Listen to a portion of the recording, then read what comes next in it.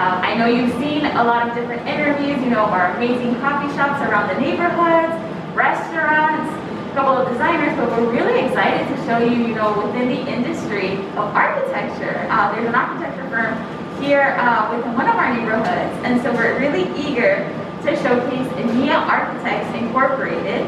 And we're here with its founder CEO, Mr. Akindele, who's going to share with us a little bit more about, how he started the business, how long it's been here, the impact, and what have you.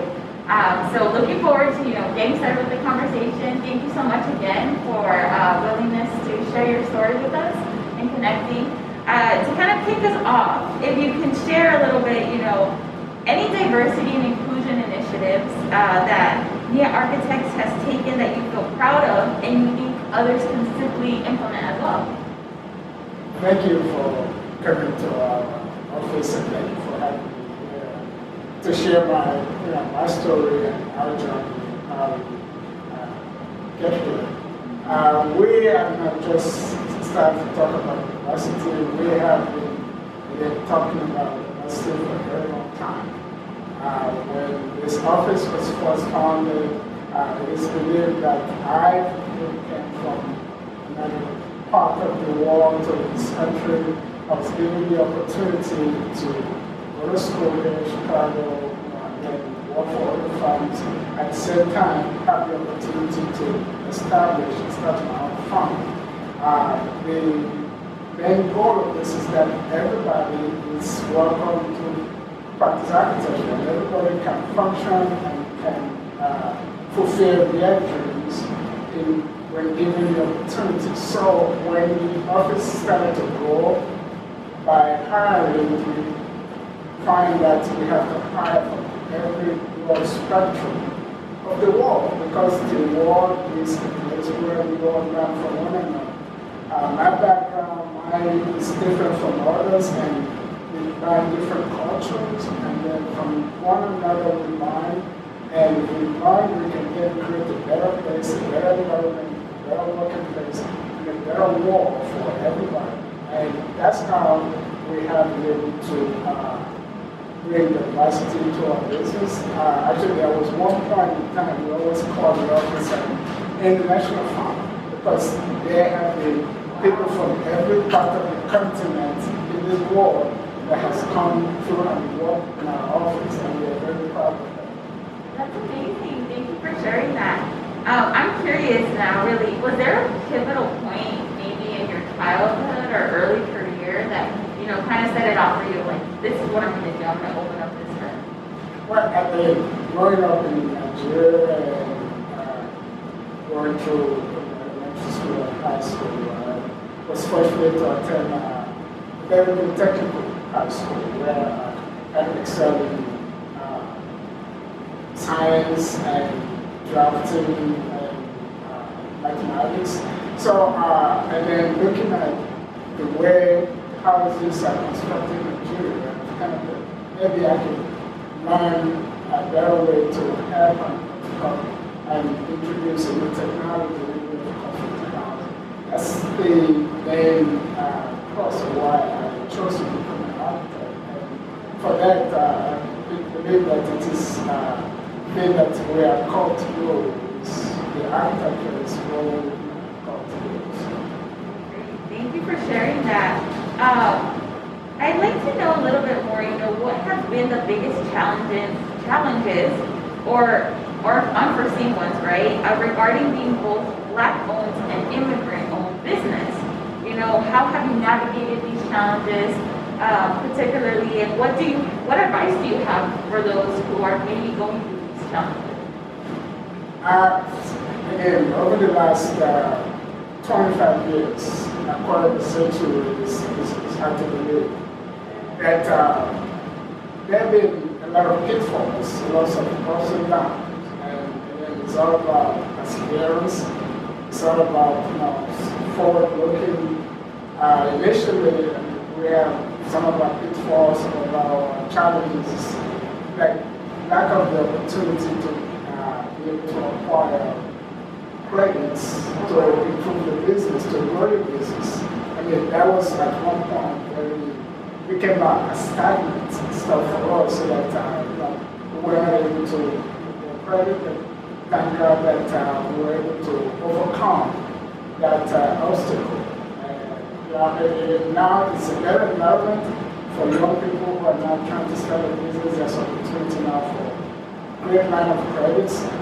We were studying and nobody was giving an architectural firm, especially an immigrant architect that wants to start a business. Nobody's looking at you to offer you a line of credit. And that has been the challenges.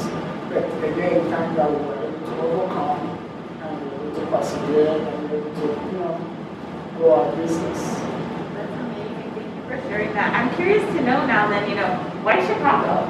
Of all places, and how, more specifically too, I think this might be tied to your answer to why Chicago, right? But like, what organizations, what resources have been here within the Chicago community that have allowed you to be as successful as you are, helped you throughout the journey, helped you scale? What has that looked like? Well, I have to say Chicago is the best place in the world to practice architecture. Yeah, and then I fortunate to come to Chicago to go to RIT and one of the premier architecture school. And after graduation, I just looked get a job and started working in self-priced architecture. And for quite a while, Chicago has the tallest structure in the world. So, and you can see all the skyscrapers. So that is my goal is at Chicago. I want to stay Chicago, live in Chicago. What's the other question? Just what kind of organizations or resources? So as the office started to grow, some of the organizations that actually help us is the one we call NOMA, which is National Organization of Minority Architects. I was a member, part of still a member of NOMA for quite a while. We have the AIA, American Civil Architects Guild.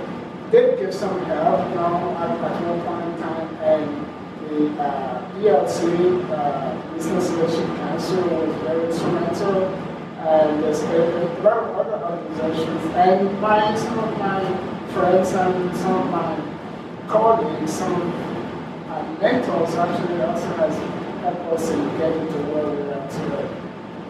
Thank you for sharing that. I think it's important for the community to know, right? We talk about all of the spotlights that we do and everything we share via Tribids Hub. It's for individuals to know that Chicago has built this business ecosystem to ensure that you thrive within this space. And so it's amazing to hear from all of our business owners that at least there has been 3 to 5 different, if not more, organizations that have helped you throughout your entire journey to, again, ensure that you're successful. And not only that you're successful, but that you thrive in your business. So thank you for sharing that.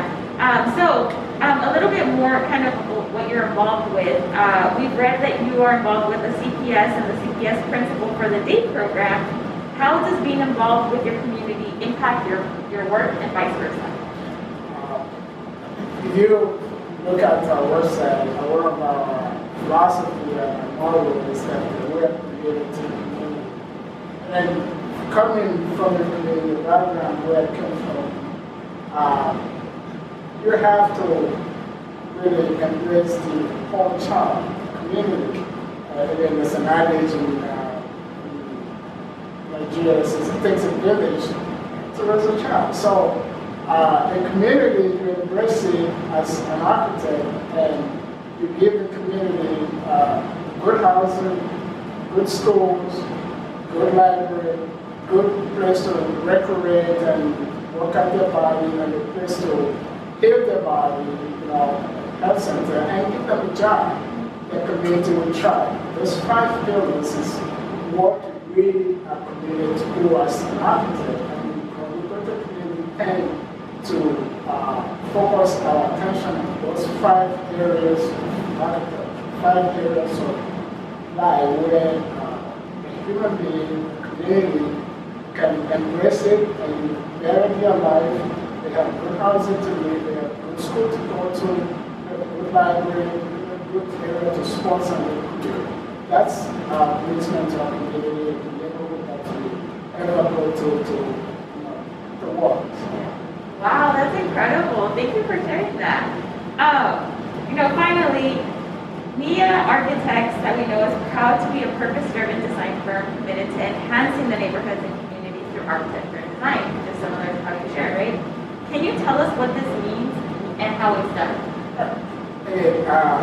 Mayor, the word mayor is one of the 7 principles of urbanism from the Swahili word. And mayor means purpose. And Wow. when the farm was found, our mantra is that we're called to be an architect.